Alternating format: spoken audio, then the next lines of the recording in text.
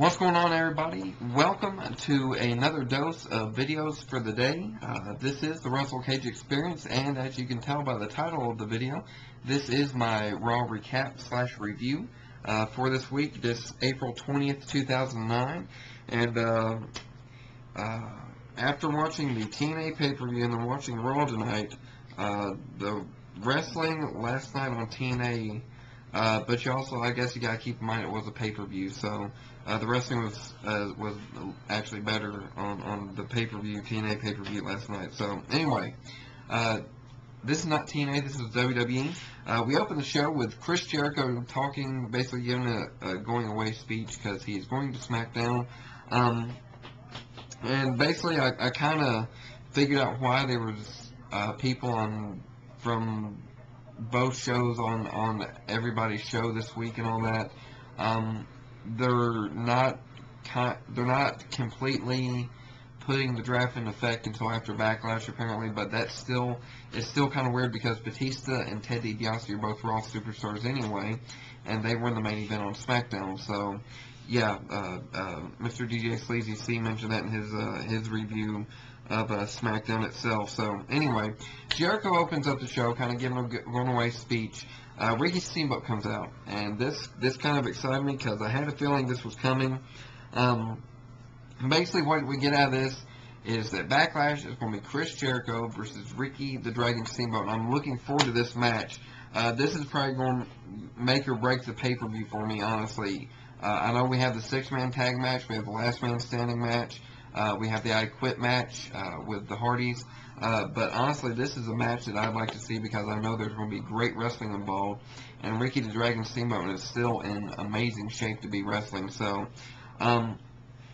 Cena kind of interrupts, though, before Steamboat can accept the challenge or not, and basically just says that Chris Jericho is going to be versing John Cena tonight, and that will be his last act on Raw before he goes to SmackDown.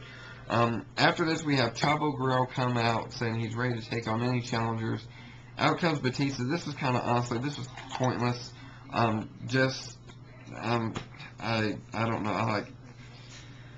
Batista gets the win with a Batista bomb. It was a quick match, and it was, honestly, it was a pointless match, considering Batista is going into Backlash in a six-man tag match to help Triple H win the world title. So, I mean, honestly, to me, this was a pointless match. I'd have put him in a minor match against maybe Cody or somebody like that. But anyway, our next match is Kane versus CM Punk, and CM Punk, the Money in the Bank winner, Kane, both these guys going to SmackDown now.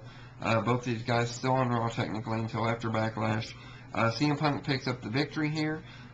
Okay match. Same thing with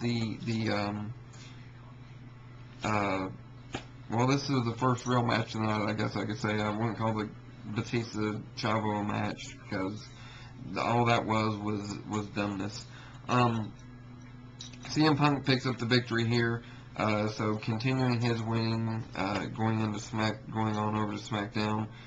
We may see Kane versus CM Punk, maybe for the Money in the Bank briefcase, maybe a feud for that. So we'll just have to wait and see for that. Santino comes out. Basically, he has a video that they really spent a lot of time on this tonight. Honestly, I mean they spent way too much time with the Santino and Santina Beth Rosa segment. And it was kind of disappointing to me, honestly. It's just too much comedy in what's supposed to be a somewhat serious wrestling show, and it made me mad a little bit. I'm not gonna lie. Santino, I mean, he's a funny character and all that, but it was way too long. But it led into the women's championship match. Melina versus Beth Phoenix for the women's title. I had a feeling Melina's going to walk out because there's no way that they're going to put both the women's title and the Divas title on the same show just like they have the world titles right now. So Melina picks up the victory over Beth Phoenix. Thanks a little bit to Rosa Mendez. Melina's doing the DOA move that Suicide does in the TNA video game. So pretty good match here for a women's match. I mean, Beth Phoenix and Melina, I mean, they're good wrestlers, so it was an entertaining match on their behalf. Our next match was Chris Jericho versus John Cena. This was also a good match, even though it had John Cena in it. It was still a good match. It ended in a no contest, though, and I wasn't happy with the end result because Edge basically pushes them both off the turnbuckle, which causes the bell to ring. So I'm assuming it was a no contest. Edge basically attacked Cena afterwards, just helping hype their entire Last Man Standing match this Sunday for the World Heavyweight title. And I'll hopefully have a prediction video up later this week after after SmackDown and all that. That way we can I can get a prediction video out.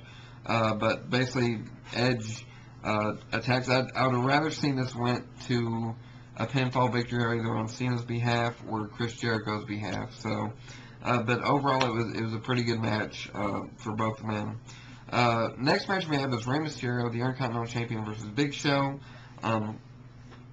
Rey Mysterio just gets the crap knocked out of him in this match. Big Show picked him up and punched him while he was holding him and knocked Rey Mysterio out. Somewhat of a quick match here, not much to talk about. And then our final match tonight, Triple H versus Randy Orton in a no disqualification match. And in my opinion, they redeemed themselves from WrestleMania 25, their match from WrestleMania 25. I thought this was a good match. This is probably one of my top matches of the night, honestly. Triple H versus Randy Orton. So I'm really, my personal feelings, I'm wanting Randy Orton to win the title this Sunday at Backlash. And I was honestly kind of shocked to see that Backlash was already coming up. It didn't dawn on me that it was this soon. So, but we've seen Legacy get involved. We've seen Batista and Shane get involved. And basically, the distraction of that, Shane and Batista and Ted fighting outside. Triple H turns back around, gets an RKO. Randy Orton picks up the victory here with that. But this was honestly probably my top match of the night for WWE. And kudos to Triple H and Randy Orton for bringing back. It was promoted as a WrestleMania 25 rematch. So the only difference was, one, the title wasn't on the line, and two, it was no disqualification. So Randy Orton picks up the victory there. Overall, Raw tonight had some good matches, some good build-up with some of these matches going into Backlash. Really looking forward to the Chris Jericho, Ricky the Dragon Steamboat match. So definitely looking forward to that. Honestly, kind of looking forward to the six-man tag match this Sunday to see what's going to happen with that.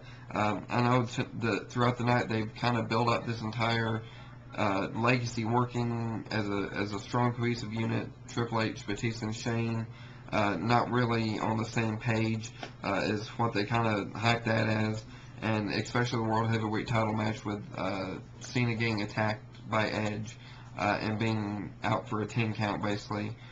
With that. So, with that being said, that's my review and recap for this week.